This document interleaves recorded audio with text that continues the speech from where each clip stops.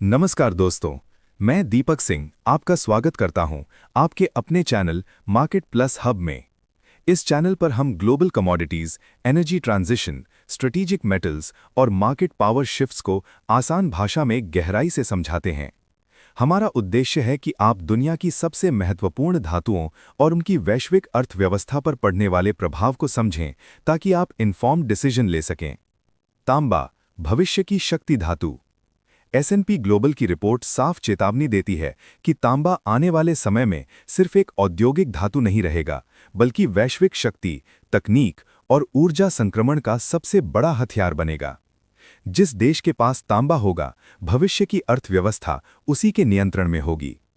तांबा सिर्फ उत्पादन की धातु नहीं, ये इंडस्ट्रियल ग्रोथ, इंफ्रास्ट्रक्चर और टेक्नोलॉजी का बैकबोन है। विद्युतीकरण की रीढ़, तांबा। आज की दुनिया पूरी तरह बिजली पर निर्भर है और बिजली तांबे पर।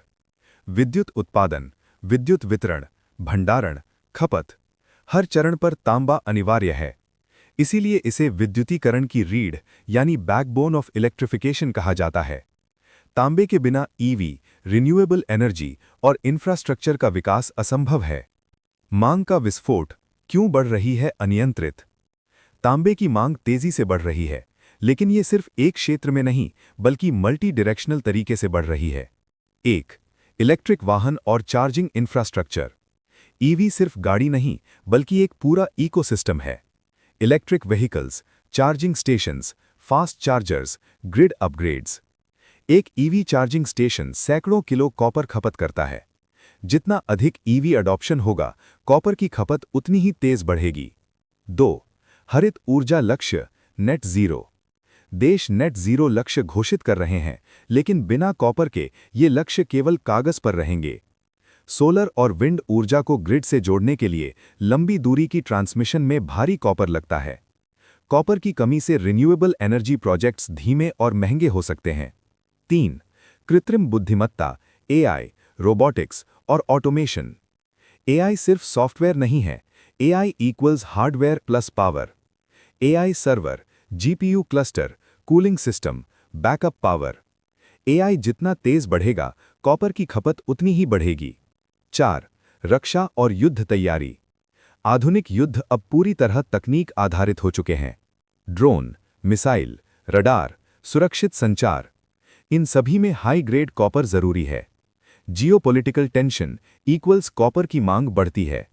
5. चीन कारक, सबसे महत्वपूर्ण। चीन दुनिया का सबसे बड़ा कॉपर उपभोक्ता, इंपोर्टर और ईवी निर्माता है। अगर चीन की वृद्धि थोड़ी भी तेज हुई तो global copper market turbo mode में चला जाएगा। आपूर्ति पक्ष, कॉपर क्यों बन रहा है दुर्लभ? कॉपर जमीन में है, लेकिन इसे निकालना लगातार कठिन होता जा रहा है। और की गुणवत्ता गिर रही है। नई खदानों को 15 से 20 साल लगते हैं। राजनीतिक और पर्यावरणीय रिस्क बढ़ रहे हैं। कॉपर की आपूर्ति बढ़ाना आसान नहीं है। आज जो खदानें खोली जा रही हैं, उनका उत्पादन भविष्य की मांग को पूरा नहीं कर पाएगा। S&P ग्लोबल का चौंकाने वाला अंतर। 2040 तक अनुमान, डिमांड अप्रॉक्सिमेटली 40 से 42 मिलियन टन, सप्लाई अप्रॉक्सिमेटली 30 से 32 मिलियन टन। अंतर अप्रॉक्सिमेटली 10 मिलियन टन प्रति वर्ष, कमी अप्रॉक्सिमेटली 25%। इतना बड़ा अंतर कमोडिटी इतिहास में बहुत दुर्लभ है। कॉपर के इस शॉर्टेज का असर ग्लोबल प्राइसेस, इन्फ्लेशन और इंडस्ट्रियल ग्रोथ पर होगा। मूल्य प्रभाव, अगर सप्लाई डिमांड का अंतर बढ़ा तो कॉपर की कीमत लंबे समय तक ऊंची रहेगी। बाजार में उतार चढ़ाव बढ़ेगा, महंगाई पर दबाव बनेगा। कॉपर भविष्य में सोने से भी अधिक महत्वपूर्ण सामरिक धातु बन सकता है। भारत का दृष्टिकोण, भारत में इलेक्ट्रिक वाहनों का बढ़ता दबाव, हरित ऊर्जा लक्ष्य, अवसंरचना विकास। लेकिन कॉपर आयात पर भारी निर्भरता, घरेलू उत्पादन सीमित। कॉपर की कमी भारत के विकास योजनाओं को महंगा और धीमा कर सकती है। अंतिम निष्कर्ष, कॉपर आने वाले दशक का सबसे शक्तिशाली सामरिक धातु है। ये तय करेगा कौन देश आगे बढ़ेगा, कौन पीछे रह जाएगा। S&P ग्लोबल की चेतावनी स्पष्ट है, अगर आज कार्यवाही नहीं हुई तो कॉपर संकट पूरी वैश्विक अर्थव्यवस्था को हिला सकता है। Like, comment, subscribe. अगर आपको ये रिपोर्ट उपयोगी लगी हो तो वीडियो को लाइक करें, नीचे कमेंट में अपनी राय